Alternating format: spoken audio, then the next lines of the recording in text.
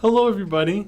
Today I'm going to get right into it. We are talking about the downside of branding, right? When branding can go wrong, because we always talk about the good things of branding, how powerful it is, how to use it, the upside of it, right?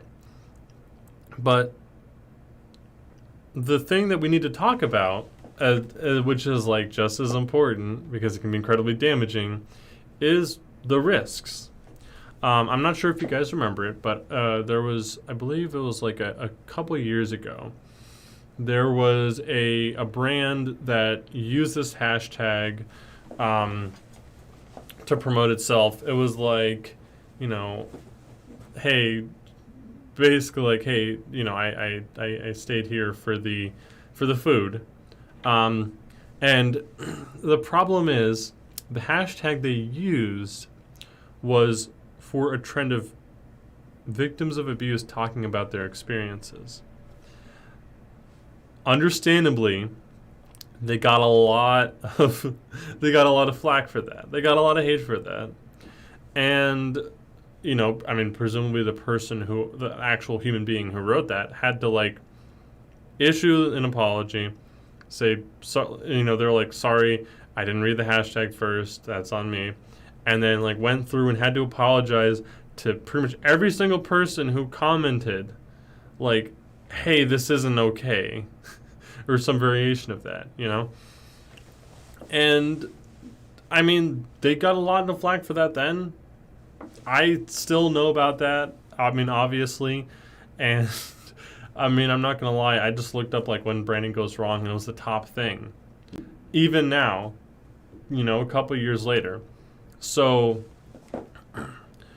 when when you're in this situation, when you are, putting yourself on, but not just yourself, putting your brand online like this, you are taking on a lot of risk.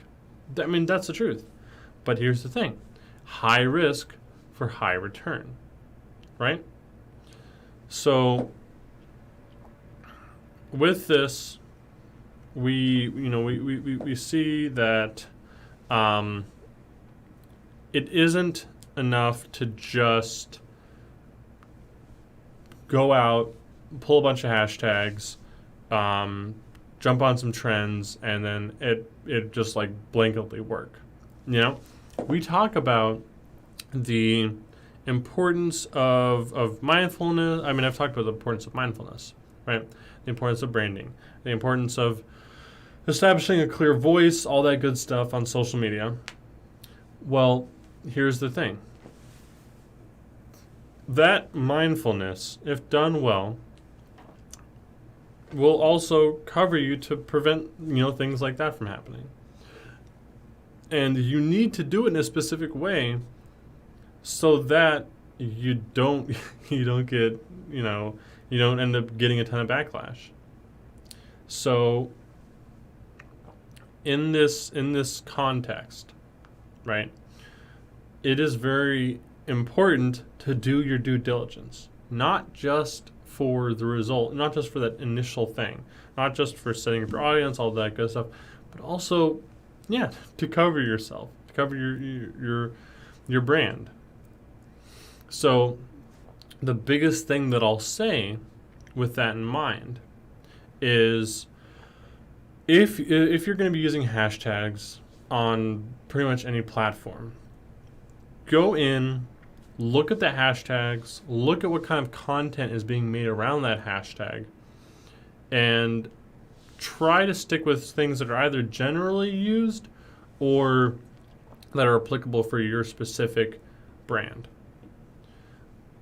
And then, beyond that, just when you're doing your hashtag research, when you're trying to figure out, what are relevant topics and kind of things I can use on social media, make sure that you are looking at those hashtags, not just for the industry, but also the subject matter.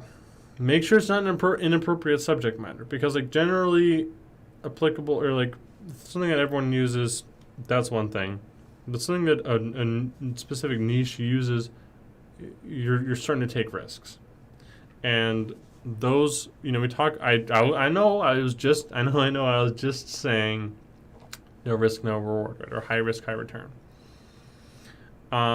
But there is a calculated risk where something bad might happen, but I know that I'm going to get really good results out of this, versus something bad is probably going to happen, and I don't know if this will actually help me, Because what are you doing? You're just being lazy. You're just not doing some due diligence, really. I'm not saying you have to do anything crazy. Just a little due diligence with your hashtags. That extra 20 seconds, it's gonna make a huge difference. Okay? So when you're formulating posts, when you're formulating things to talk about, just think about it from both ends of that, right? So, for example, if I'm a medical practice, right, and I pull a hashtag from a salon owner, or that's used by salons, I run a couple risks. Now, let's talk about the potential return, because I'm sure that you're going to be thinking well, what if I just do it anyways? It seems like it could be helpful. When you're doing that, if people look in that hashtag, people engage with that hashtag, then they're going to see, hair salon, medical practice, hair salon.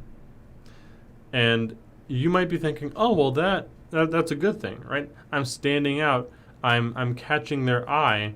That's valuable for engagement. Well, that may be true, or maybe it'll just inherently create that negative experience. They'll be like, why are they doing this? It might feel kind of almost sleazy, kind of cheap. Not cheap, but kind of sleazy, right? They're clearly just doing this because they think it's popular. And yeah, that is common with brands, but at least have the appearance of authenticity. At least you should actually be authentic. I will say that. You should actually talk about things that are relevant, that you find engaging, but at least appear authentic. And then, so those are the big. That's the kind of positive, which is still a risk. But let's talk about the negatives. So, just in that association, you are putting yourself out in a world in an industry that you don't necessarily work with as much, or don't understand as well, and you are more liable to be taken out of context. People are just constantly seeing hair stuff on their feed. That is their context. So you're going from that to medical practice, you start running risks, right? If people are coming to, and on the flip side, on the converse, if you're showing up more in that context, then you're probably showing up less in other contexts that are more appropriate for your brand, right? Because most platforms actually have a maximum amount of hashtags that it will accept before it just ignores them. I didn't know about this, but I found out about this recently, and I still try to be mindful of that, is after a certain point, most platforms will start ignoring or dropping off hashtags if you just, blast them with it. So that hashtag that went to this less relevant audience could have been used instead as a hashtag that's relevant to your audience, the people you want to work with. And also, I mean, especially if you're a specialty medical practice, not everyone who is looking at hair salon stuff is going to need your service. Some of them are, a lot of them aren't, right? If you are doing hip replacements and you do a hashtag like hashtag new hip, I don't know if that's a thing, it's just a thing I made up. You are more likely to be finding people who could benefit from hip replacements, right? A bigger chunk of your audience is someone who's going to be able to use your services. And that is super critical when you're doing this. That is super critical when you are building that online brand. So, the other thing really is, yeah, you do run a risk by using that irrelevant hashtag. You do run the risk of running up against something that is damaging to your brand. Running up against a trend or a subject matter that is inappropriate for you to co-opt for, for follows, or for you to co-opt for a laugh,